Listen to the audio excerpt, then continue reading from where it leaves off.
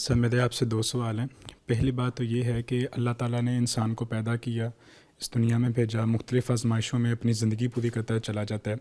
کیا خیال ہے کہ اگر انسان جو ہے اخلاقی طور پہ لین دین ٹھیک کرے، معاملات اپنے ٹھیک کرے، سچ بولے، جھوٹ نہ کسی کو دے، اور انسانوں کے ساتھ اچھے رویوں کے ساتھ زندگی گزار کے چلے جائے، اسے کامیابی دے دی جائے؟ دوسری وجہ یہ ہے کہ تقوی، ثواب، جزا حاصل کرنا یہ کیوں ضروری ہے؟ جب انسان اخلاقی طور پہ اچھے کام کر سکتے ہیں تو یہ عبادات کیوں ضروری ہے؟ ایک بات، اور عبادات میں نماز بھی آئے گا، روزہ بھی، حج بھی، زکوٰۃ بھی آ جائے گا۔ دوسری سا چیز یہ ہے کہ جب بعض اوقات کہہ دیا جاتا ہے کہ اخلاقی رویہ ہی بعض اوقات عبادت بن جاتا ہے اور اللہ تعالیٰ کے حضور رضا کا سبب بنتا ہے، تو ہم اللہ تعالیٰ سے ڈر اور خوف یا کسی جنت کے حصول کی طلب کے لیے ہی اعمال کیوں کرتے ہیں؟ یعنی کیا وجہ ہے کہ ہم صرف اعمال اس لیے کر رہے ہیں کہ وہ ہمیں رضا دے، ہم اعمال اس لیے کر رہے ہیں کہ وہ ہمیں عذاب نہ دے؟ ایک یہ وجہ۔ دوسری وجہ یہ ہے اللہ تعالیٰ نے انسان کو تقویٰ دینے کے لیے، اپنی رضا دینے کے لیے اللہ تعالیٰ نے یہ مخصوص قسم کی جو ایکٹیویٹیز ہیں، یا معذرت کے ساتھ میں کہہ دوں یہ ایکسرسائزز ہیں، یہ ماہیت ہے، یہ کھڑا ہونا ہے، یہ رکوع کرنا ہے، یہ سجدے میں جانا ہے، یہ اتنے ٹائم پیریڈ کے لیے تم نے کچھ کھانا پینا نہیں ہے، یہ ایک پتھر نما عادت ہے، اس کے یہ تم نے طواف کرنا ہے، حج کرنا ہے، عمرہ کرنا ہے۔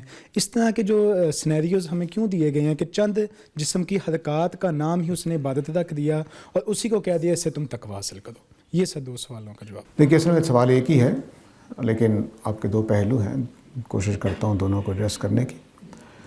دیکھیے جو خدا کا اور ہمارا تعلق کیا ہے، اس کو چھوٹی مثال کر لیجئے، آپ کا اور آپ کے والد کا تعلق کیا ہے؟ کیا باپ کو بڑھاپے میں پانی پلانے سے باپ بیٹا مان لیتا ہے؟ تو پانی کیوں پلایا جائے باپ بیٹا ثابت کرنے کے لیے؟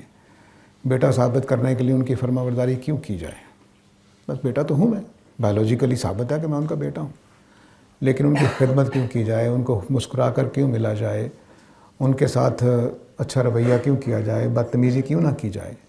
کیوں یہ چیزیں ہوتی ہیں؟ یہ اخلاقی تقاضے ہوتے ہیں، رشتے کے تقاضے ہوتے ہیں، ان کو پورا کرنا لازم ہوتا ہے۔ آپ میرے پاس آئے، مہمان ہیں، تو مہمان کو چائے کیوں پلائی جائے؟ پانی کیوں پوچھا جائے؟ کوئی ضرورت نہیں۔ آپ بھی انسان ہیں، میں بھی انسان ہوں، بس ٹھیک ہے، آئیں بیٹھیں چلے جائیں۔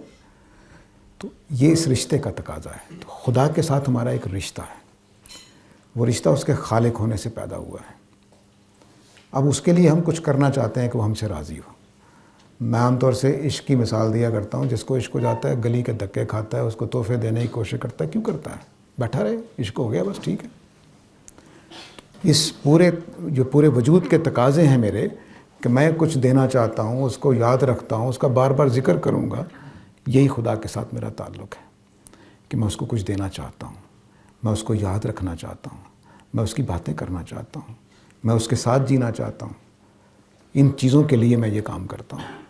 اللہ نے کہا کہ نہیں تم یہ کام نہ کرنا کہ وہ ایک ہندو کی طرح 12 سال گھٹنوں کے بل چلتے رہو۔ نہیں یہ مجھے نہیں چاہیے، بس نماز پڑھ لیا کرو 5 وقت مسجد میں آ کر، میرے لیے اتنا کافی ہے۔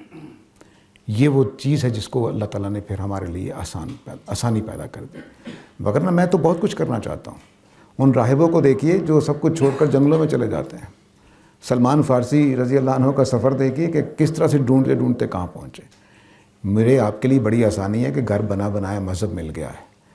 یہ نہ ہوتا تو میں یقین دلاتا ہوں کہ آپ لوگ جو یہاں آتے ہیں ہر ہفتے، تو پتہ نہیں جنگلوں میں دونی رما رہے ہوتے ہیں، خدا کو راضی کرنے کے لیے کیا کیا پاپڑ بیل رہے ہوتے ہیں، خدا کو تلاش کرنے کے لیے۔ تو یہ ہمیں آسانی سے جوابات مل گئے ہیں، اس لیے بڑے خوش ہیں اور سوال کرتے ہیں۔ تو اس رشتے کو نبھانا، خدا خالق ہے، میں مخلوق ہوں، وہ میرا رب ہے، پالنے والا ہے، میں اس کا نمک خوار ہوں۔ تو مجھے اب نمک حلالی کرنی ہے کہ نہیں کرنی؟ تو یہ نمک حلالی کے تقاضے ہیں۔ میں سجدہ کرتا ہوں اس کو راضی کرنے کے لیے، یہ بتانے کے لیے کہ میں آپ کا بندہ ہوں۔ اللہ کو اس کی کوئی ضرورت نہیں ہے، مجھے بتانا ہے کہ میں آپ کا بیٹا ہوں جی، میں آپ کا بندہ ہوں جی، میں آپ کا خدمتگار ہوں۔ اس لیے، اور انسان چونکہ رہ نہیں سکتا اس کے بغیر، تو اللہ تعالیٰ یہ بھی کرتے چھوڑ دیتے ہیں کہ ہندو اپنے طریقے پر کر رہے ہیں، عیسائی اپنے طریقے پر کر رہے ہیں، یہودی اپنے طریقے پر کر رہے ہیں، اور مسلمان کوئی اور طریقہ بنا لیتے ہیں، اللہ تعالیٰ چھوڑ دیتے ہیں۔ لیکن اس میں بڑی تنگی انسانوں نے پیدا کر لی۔ اپنی ہی فقہ کو دیکھ لیجئے، 14 صدیوں میں جو بن گئی ہے، اس کے بعد ذرا نماز پوری پڑھ کے دکھا دیں مجھے۔ تو انسان کرتا یہی ہے کہ وہ خدا کو راضی کرنے کے لیے مشکل سے مشکل کی طرف بڑھتا ہے۔ اس لیے نبی کریم صلی اللہ علیہ وسلم نے ایک جملہ بولا جو پورے دین کے اوپر تبصرہ ہے اور باقی ادیان پر بھی تبصرہ ہے کہ ان الدین یسر، میں جو دین لے کر آیا ہوں یہ آسان ہے۔ باقی ادیان کیا کرتے ہیں؟ انسان اپنے جذبے کو پوری طرح سے جان دینے کو تیار ہے نا انسان، اللہ تعالیٰ کہ نہیں جی جان نہیں دو، ہاں جہاد میں اگر جانا پڑے تو دے دینا، ویسے قربان کرنے کی ضرورت نہیں ہے، ورنہ لوگ اپنے بچوں کو بلی چڑھاتے ہیں خداؤں کو راضی کرنے کے لیے، وہ یہاں تک چلے جاتے ہیں۔